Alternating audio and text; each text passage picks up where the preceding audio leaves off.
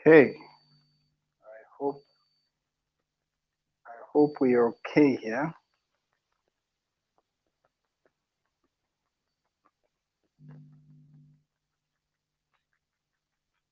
Nope, technology is starting to misbehave way too early. Okay, now let's get this done right. Hi guys, how you doing? I'll get right into it. I'm not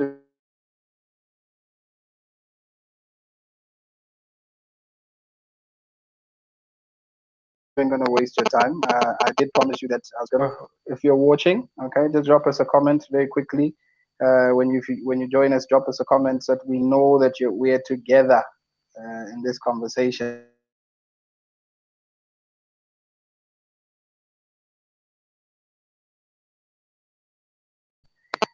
I've got Mr. Brenna with us. Go right into it as soon as we get him back on. We have Christabel, okay,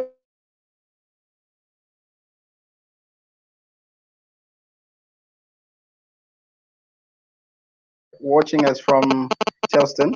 Is it Christabel? Kettlebell, who's watching us from what's his place?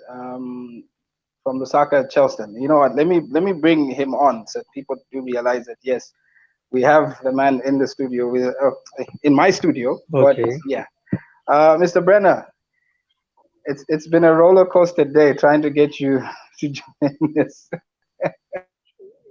Yeah, it is. Like I can't hear you properly. I think it's the network or something. How are you? How are you? Are you able to hear me? Are you able to hear me? Yeah, yeah, just a bit faint, but Just a yeah, bit faint. I think we can proceed. Okay. Yeah. All right. We're basically live, and I'm not doing the introduction because earlier on Oh, I did the okay. introduction. I did the introduction, so people already know that you're coming. We've got some of the people already posting comments. They've been waiting for you. Um, Here now we have. Sorry, let me just do this. I remember you were saying you're not able to hear me. We also have what's his name? Bangashe Mwikula. Okay, watching from Kitwe. He's joined us as well. Then we also have Alanani. Alinani seems also watching from Kitwe. They've joined us. I needed to do some housekeeping. Okay, I have to share this feed on one of our pages. But just a brief introduction. Who is the founder of AgriSmart? Just tell Oh, us a bit about yourself. okay. Okay. Yeah. My full name is Brenna Malvas. I'm a Zimbabwean. Um, yeah, I'm the CEO and founder of AgriSmart, which is basically an agriculture and business consultancy entity. We also do training programs. So maybe our drive basically is to empower people through agriculture. So currently we've got representation in 10 African countries through reps that we work with. So we are actively involved in training on site and also online. We also do consultancy like for private companies, for farms and things like that. So we are very much passionate about agriculture and how it can impact people and empower and change lives. Considering that Africa is always like is agriculture basically. So we see it as a tool that can be used to empower people. Yeah. Okay. That's very interesting. And one of the most important topics that we've come Yeah. to realize lately for us in Zambia, we're discovering this money spinner just now, which is fish farming. fish farming. I would like you to take us through the steps of just a brief background. How's fish farming like? When you talk about fish farming, what's fish farming like before we talk about how you actually get into it? What are the expectations for fish farmers? Okay, fish farming is quite simple. I could say it's way laid back if you compare it with other agricultural enterprises. Because once you set it up, it's more or less like it does not take a lot of what can I say, maintenance, like like other crops and other agricultural enterprises where you are supposed to be constantly monitoring and things like that. And it also you can integrate it with other agricultural enterprises. For example, with poultry, you can integrate it with it. Even other horticultural agricultural enterprises. And the good thing about it as well is that it's quite rewarding. It's a lucrative agricultural enterprise, and there's a lot of opportunities, especially for farmers in Zambia. So Okay, it's quite an enterprise that people should look at. okay. So if I want to start fish farming, what do I need? What do I need in order for me to start? Okay. Basically, I think what you need is it's obviously you need land, considering that the pond is going to be constructed on a piece of land. But the good thing about it is that the land it does not have to be fertile, like other agricultural enterprises. So you need a piece of land, obviously, and you need access to water. You need constant access to water. You also obviously need to think about feed because you're going to be there's a stage we'll get into that a bit later, but there is a stage that you are supposed to be purchasing commercial feeds. So you also need to consider that, and obviously the market, which is quite abundant in Zambia, considering that there is a deficit of 35,000 metric tons uh, there. So there's a lot that can be done when it comes to fish farming. Okay. What does one require? There's a question that I'll have to share with you concerning the type of fish that you can start with. But for now, I'll hold that question. But what do you've mentioned that I need land. Roughly, how much money are we looking at when you're starting fish farming? Like, how much do I roughly need, give or Okay. take, for my Okay. initial Maybe investment? as a start, something like I think uh, about less than 10,000. Uh, let's say about 7,000 kwacha Mm, to mm. start, which I think is quite reasonable. Because I think the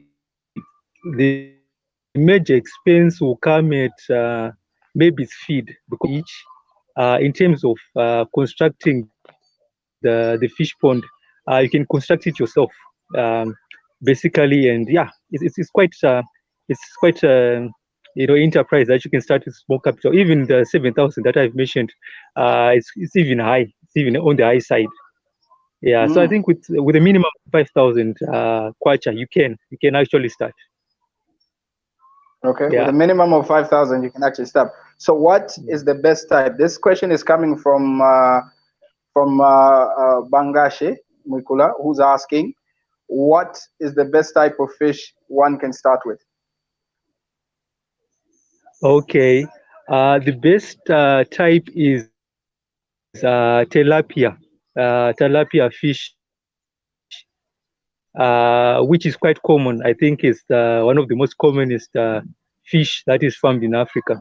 It's quite simple in terms of the inputs. Uh, Although there is also catfish, which obviously fares a higher price than tilapia, but tilapia is quite simple. Now, Yeah. when you talk about tilapia, there's another type of fish that there are various types. There's Niloticus, there's Andosani, there's the green-headed bream. Which one would you recommend? I think the green-headed one, because in terms of weight, they've got I could call food to body conversion ratio that is quite higher as opposed to the other types. They mature quite fast because normally tilapias they take about 8 months to mature. In order for you to sell them, you can sell it at around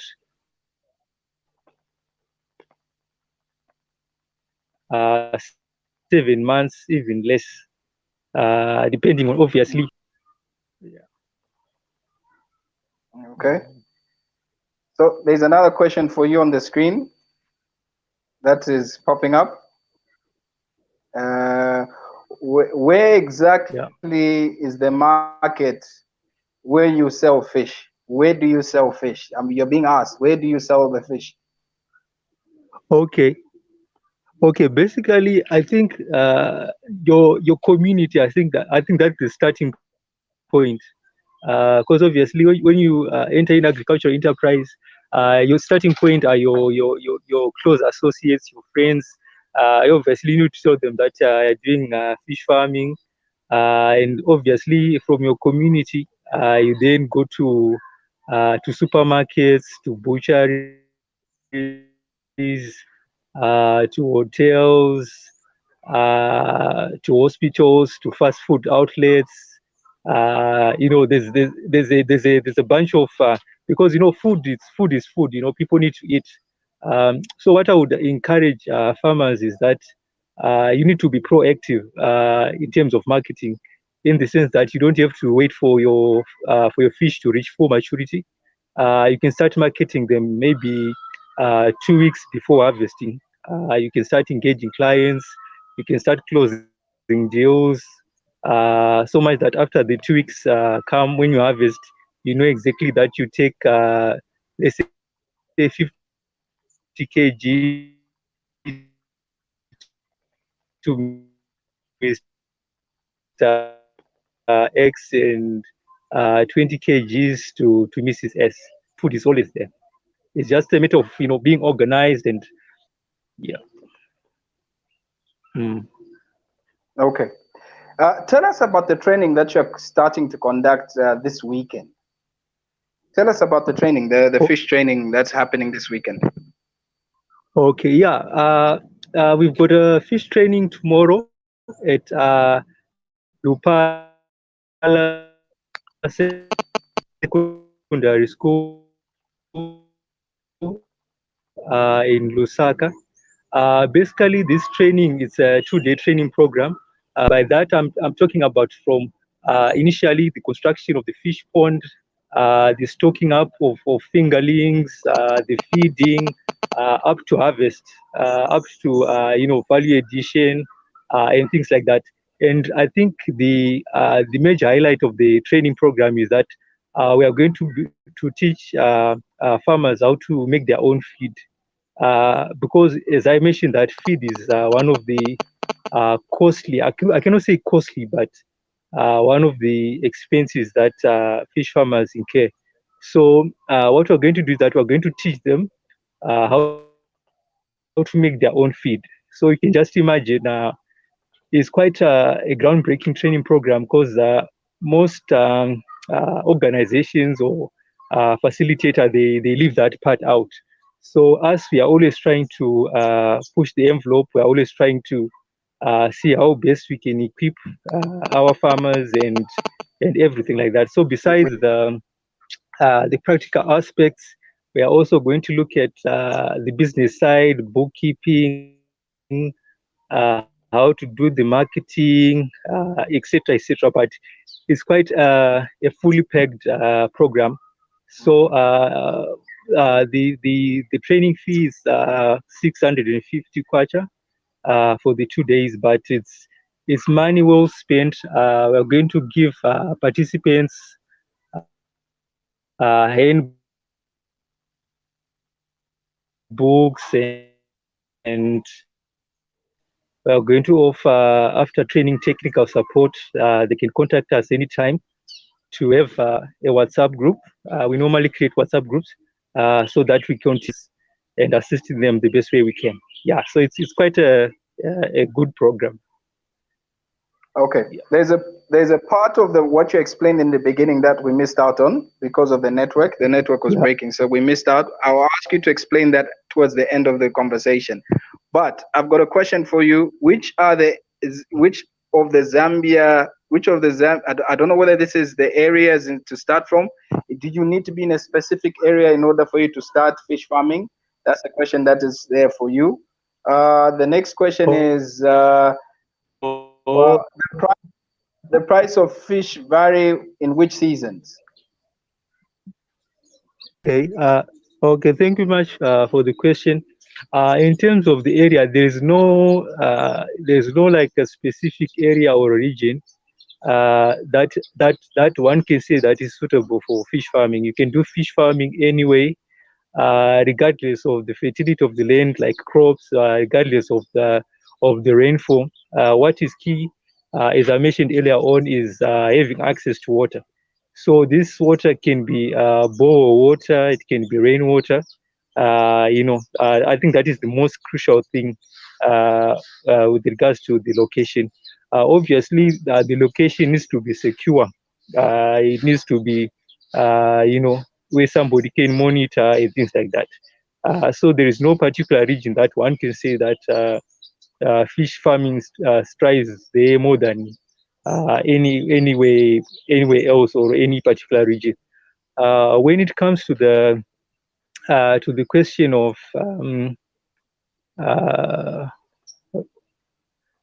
it comes to the second question, The price, the seasonal prices. Okay. Oh, thank you very much. I got caught up with the first question. Okay. When it comes to the season, it's the cold season. I think winters. That's where we've got. There's a sharp drop of fish supply in the market.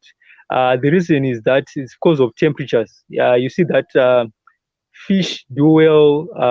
Temperatures ranging from 25 to about 32 degrees Celsius. So if there's a decrease in temperature, they don't grow much. They won't be much active. There will be less feeding, and most of the time we normally say that they sort of like hibernate, so to say. So that's where prices go high. So what farmers normally do is that they're maybe upping up another notch, going technical. Some of them they've got, they can control the temperatures of their ponds through technology and things like that. So it's something that farmers can look at. There is also indoor fish farming. Where you can more or less like manipulate the environment and things like that. So urging farmers also to think out of the box, to be more resourceful, to research, as opposed to just doing the norm. You need to spend time in your craft. You need to get better. Yeah, and you should also try to better your knowledge and things like that. So yeah. Have you seen the question on the screen? How long does fish take to grow for market size? Okay. For tilapia, it takes 8 months.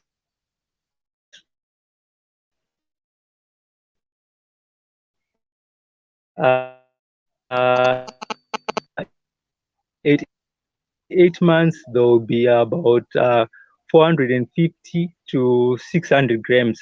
About at that time, there will be about 2.5 kg. So one can quickly have a quick comparison between the two. Catfish, they quickly mature, and in terms of size, they are much bigger, and also they've got a higher price.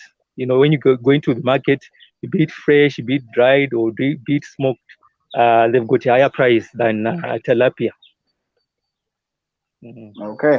So basically, One probably my last question from me, unless there are questions that people haven't asked yet, is yeah. I wanted to find out which liner do you recommend?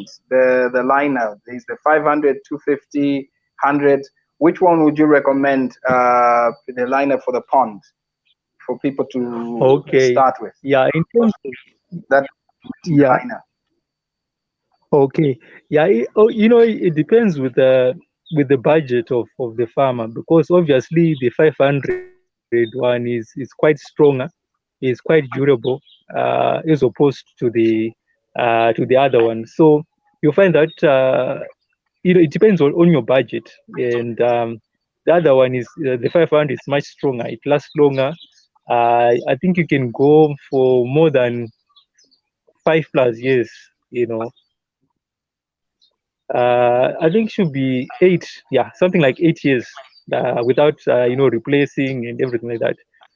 But the 300 one, normally after about 3 years, you'll be needing to make some patches here and there. Yeah, so it's all about your budget. Mm, Okay. Are you able to read the next question? yeah, yeah.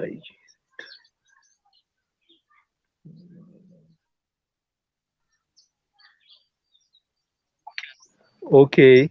Yeah, basically, what happens is that that's a very good question. What happens is that when it rains, there are floods. The water in the pond spills over. So what you can do is that you can put like fences. You can put like a fence around your fish pond, so much that the fish that goes out of the fish pond, you can harvest them tomorrow. It's better than having a loss, because we actually had a story some time ago, where a major fish pond just burst, and people were picking fish at the market, and all over the shore. So you just need to put like a fence, maybe a wire mesh around your fish pond, so that you don't lose your investment. Okay. Seems we have another question. Yeah. Let me just put it on the screen for you to Okay. see. Okay, there we go. Okay. The major concerns, I think, are the issue of feed, like I mentioned earlier on, that when fish reach about 70 days after being put on in the fish pond, you're required to purchase commercial feeds. They can do naturally by feeding on the natural food, like plants and algae and things like that, that nature provides for them. But for you to optimize your yield, you obviously need to use commercial feed. So the major concern is maybe having access to this commercial feed. So I would like to encourage farmers to spend time, learning how to make their own feed. Some of this information is it's online. You can just Google, how to make your own feed and things like that. So I think one of the major things is the issue of feed.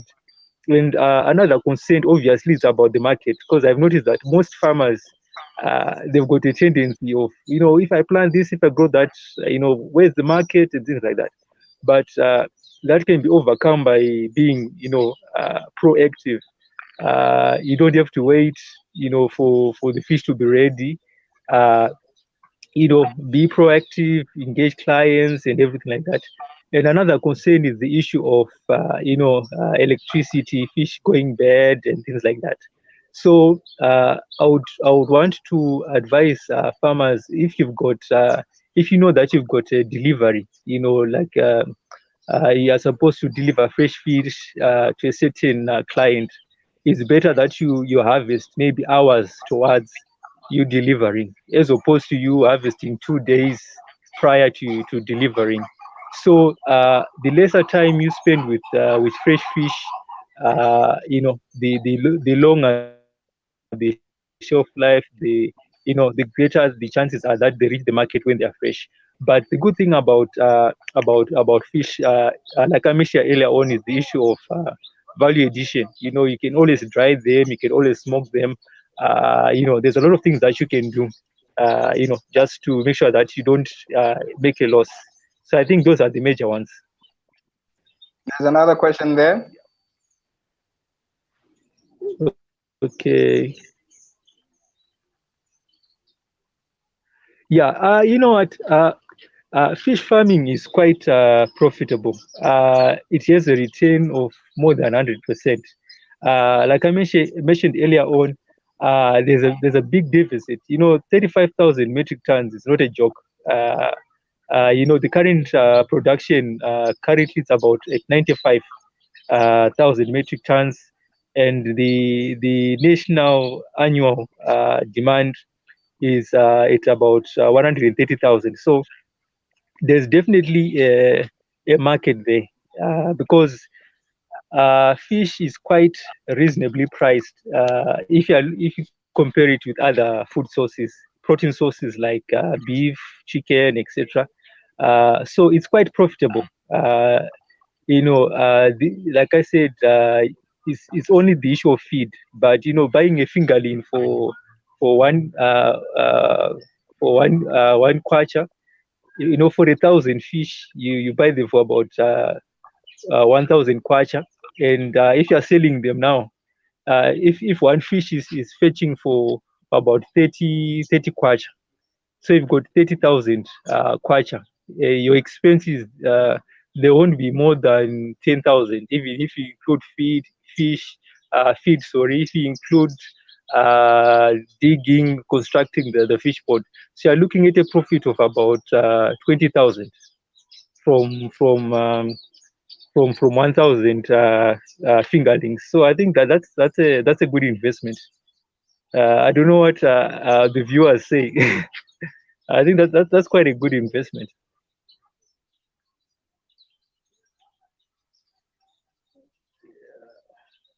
Okay, I'm seeing the question there. Right.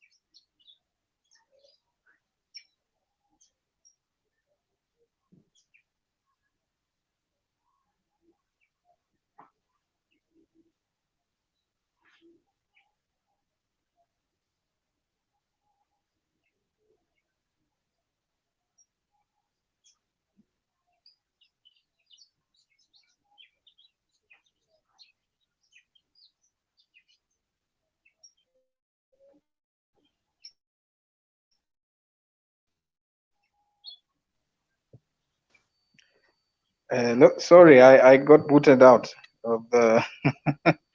Okay, we're still here. I got booted out. Okay. Okay, we need to wind down. So I've got a couple of questions. How can you improve fish farming? That's the question that's coming. Then the next question is, does government Okay. purchase fish from farmers and the way they do maize? No, they don't. I'll answer that one for you. You don't even need, government doesn't buy fish. No, what they did was they empowered some Zambians with some fish, okay, for them to start fish farming. There was $20 million that was released for fish farming in Zambia. Okay, Okay. so the question is, how can you modernize fish farming? Sorry about that break that we had. Okay.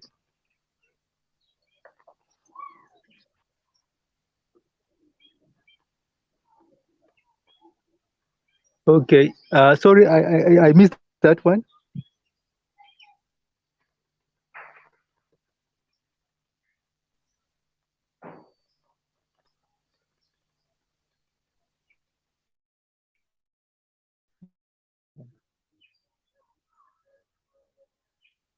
Oh, hello. Yeah. When it comes to when it comes to improving fish farming, I think there's a question that I saw. Uh, when it comes to improving fish farming, basically, I think it's just providing the right environment for them to strive. Being a livestock, to make sure that they've got enough, the environment, the pH of the water is correct. Yeah, the temperature, making sure that they get the right feed at the right time. Yeah, so yeah.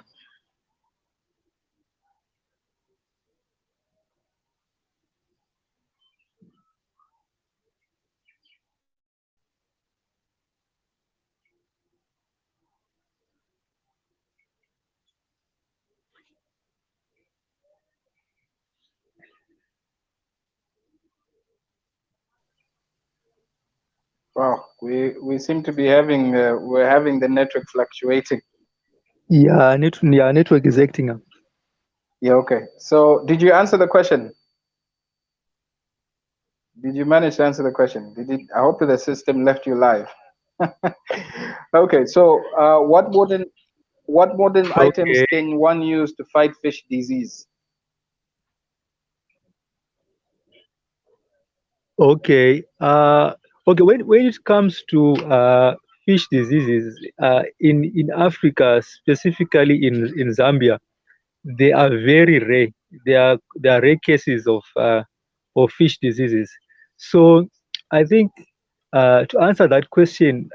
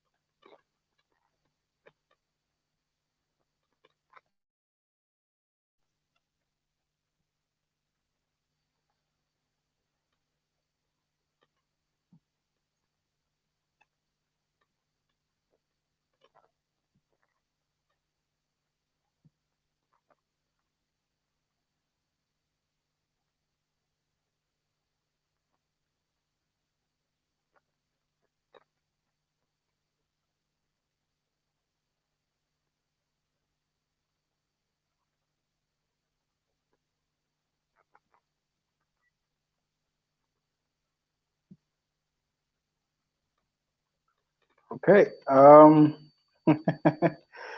It's just that I think we've been having network issues towards the end. Mr. Brenner has actually dropped off. You know what I'll do? I will make arrangements for him to do another live where we can discuss this conversation. I think we've deliberated on quite a number of issues. There are questions that you ask. I'll definitely make his contact details available. Now, before I leave, I need to make sure I pay homage to our sponsors, the ones that keep us keep this garage on wheels. So with that said, I definitely have to say my goodbyes. Thank you very much, Boyd, for watching, as well as Mikula for all the questions that you're asking, Alinani, and all those people who've participated in this conversation. For now, I think we'll leave it here, and then we'll probably pick it up on part two when we are discussing fish farming in Zambia. Otherwise, thank you very much. Don't forget to like and share this conversation. That's what we do. Like and share, populate, so more people can get to learn this information that we're sharing. Very valuable. Otherwise, don't forget this weekend there's a training, 650 kwacha. Go scroll on my timeline. You will find the information on the event that is coming up. Okay. Otherwise, thank you very much. Like you said, Mwikulu, Mwikula actually, I will share contact details. Okay, you will find even the contact details that you're looking for. They're available on my page. I did post an advert for the training. Okay, so you will get to speak to Mercy. Mercy will can connect you to Brenna as well. There are local people here who are ready to train you. I was hoping he can run through that explanation of the training and what's going to be happening in the training, 2 days training and things like that. Um, Otherwise, guys, I'm grateful. I'll continue bringing more people that can help us understand what we're doing in terms of business. So we just don't talk, but we go out there and act on the stuff that we're learning. So until the next money chat, thank you very much, guys, and have a great day.